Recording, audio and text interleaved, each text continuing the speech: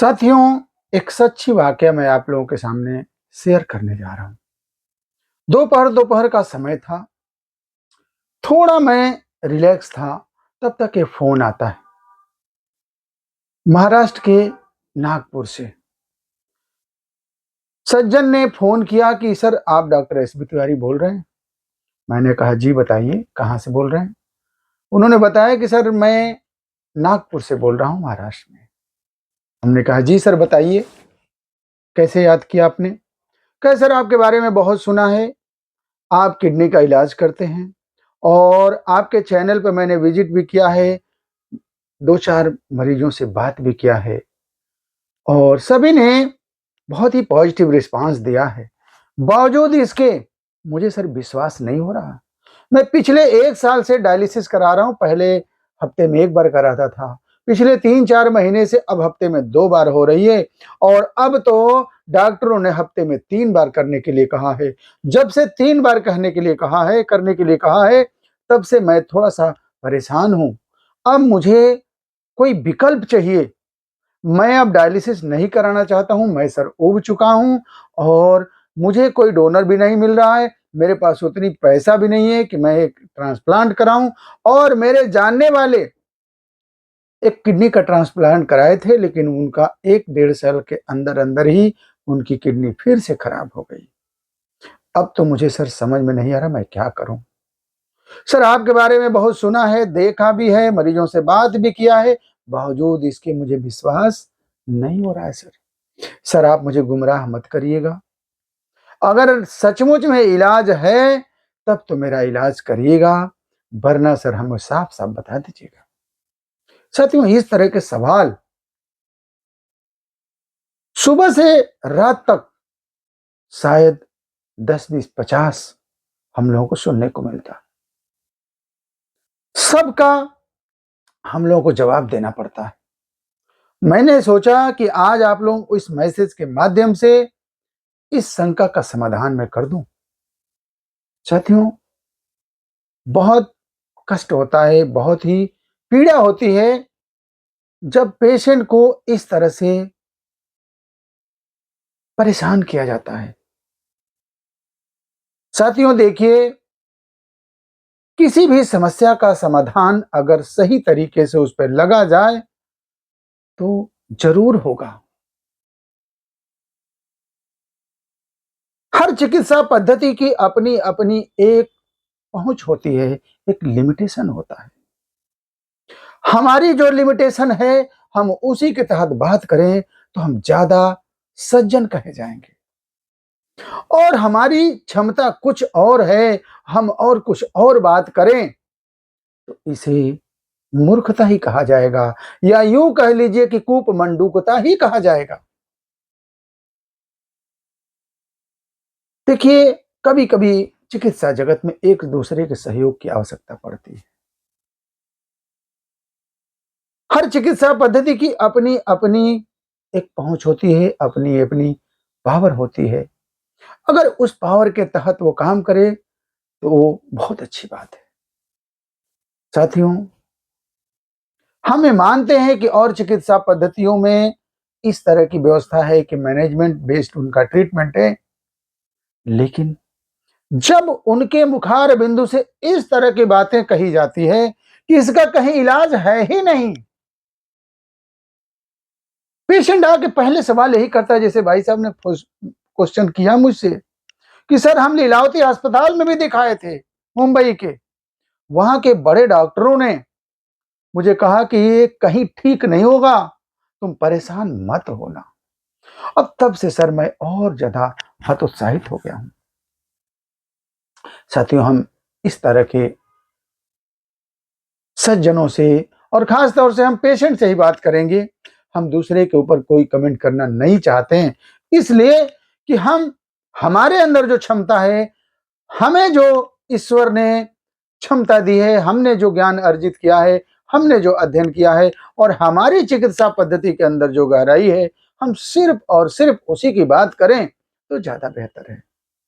साथियों मैं आपसे ये कहना चाहूंगा कि प्रत्यक्ष से बड़ा कोई प्रमाण नहीं होता। आपने 6, 7, 8 मरीजों से बात किया, सभी ने आपको पॉजिटिव रिस्पांस दिया।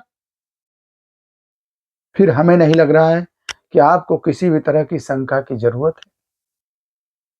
आप गुमराह मत होइए, आपको किसी तरह की परेशानी की जरूरत नहीं है। हाँ, हम ये मानते हैं कि हर पेशेंट के साथ एक तरह की स्थिति नहीं होती है,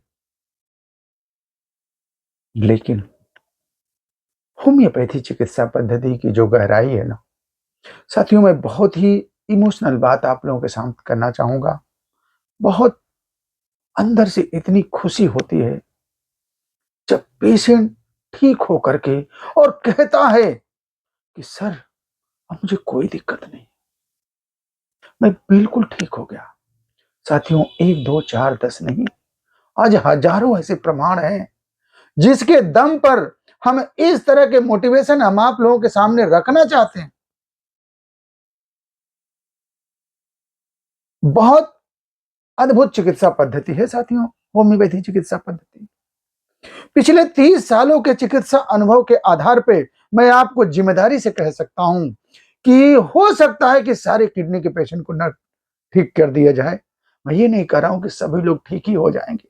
हर व्यक्ति की इम्यूनिटी पावर, हर व्यक्ति की भाग्य, नसीब और उसके दवा के प्रति समर्पण, विश्वास और बहुत कुछ ऐसी चीजें हैं जो काउंट करती हैं।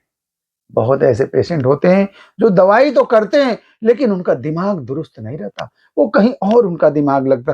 दवाई नहीं सही से खाएंगे, दवा ही नहीं सही से ले जाएंगे, तो ऐसे लोग के लिए तो भाई हम कुछ नहीं कर सकते।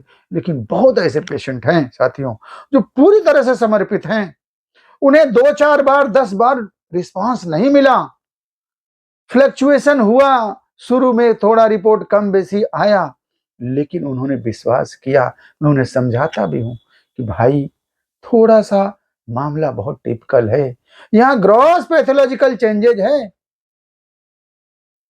इसमें थोड़ी सी आपको संयम बरतना पड़ेगा, मुझे भी और आपको भी। साथियों, मैं बहुत जिम्मेदारी से कह रहा हूं कि जिसने इस तरह से संयम बरता वो ठीक होता है। और साथियों, मैं बता दूं आपको कि मेरा तो हृदय लालायित रहता है। पेशेंट जब आता है तो उसके चेहरे को मैं पढ़ता हूं, और जब उसके भाव भंगिमा को मैं रीड करता हूं, जब उसके अंदर थोड़ी सी एक पॉजिटिविटी दिखती है तो मेरा मन बहुत ही हर्षित हो जाता है कि इसे आराम है। हमको भाई साहब क्या हाल है?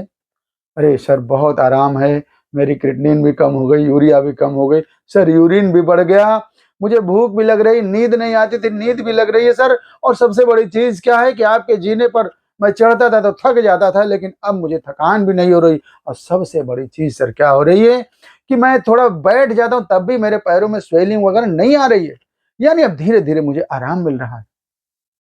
और साथियों, मैं बहुत ही उत्सुकता से और बहुत ही कॉन्फिडेंस के साथ कहता हूं कि बहुत ऐसे पेशेंट हैं जिनकी दवाएं छूट गई साथियों, छूट गई, उनका अब इलाज भी नहीं चल रहा है।